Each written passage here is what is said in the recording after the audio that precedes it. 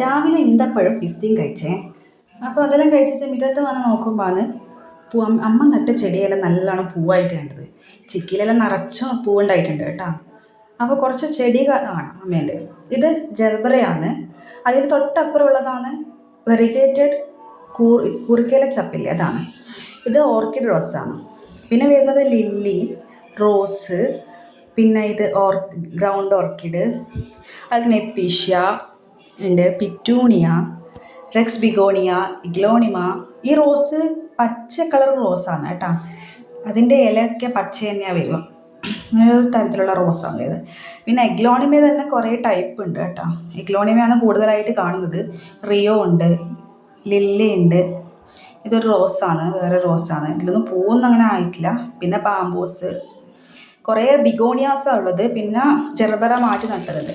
അപ്പോൾ അതെല്ലാം ഞാൻ ഉച്ചക്ക് വീട്ടിൽ കയറുമ്പോൾ മീൻ പൊരിക്കുന്നത് കണ്ടത്. അപ്പോൾ ചോറ് അങ്ങ് തിന്ന്, വറവും മീൻകറി പൊരിച്ചത് ഇതൊക്കെ കൂട്ടിയിട്ട് ചോറ്. പിന്നെ വൈകുന്നേരം ആകുമ്പോൾ വയലിലേക്കൊരു നടന്ന് കണ്ടോ. ഇവിടെയെല്ലാം മൊത്തം ചവറാണ്, ആരെല്ലോ കൊണ്ടിട്ട ചവറാണ്. അപ്പോൾ അത് അങ്ങോട്ട് നടക്കുമ്പോൾ അമ്മൂമ്മ നിൽക്കുന്നുണ്ട്. മോനപ്പാട് അമ്മൂമ്മേനെ കണ്ടപാട് അങ്ങോട്ട് ഓടിപ്പോയി. അപ്പോൾ അങ്ങോട്ട് നമ്മൾ അമ്പലത്തിൻ്റെ അങ്ങോട്ട് പോകുന്നത് കേട്ടോ.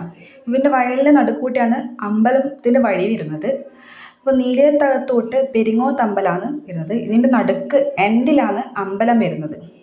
ഇത് നല്ല ഭംഗിയാണല്ലേ കാഴ്ചയെല്ലാം കാണാൻ. കുറേ നമ്മൾ പോകുമ്പോൾ കുറേ കൊച്ചിയും പ്രാവും ഒക്കെ ഉണ്ടായിരുന്നു കേട്ടോ. അപ്പം നമ്മൾ കുറച്ച് സമയം അവിടെ ഇരുന്ന്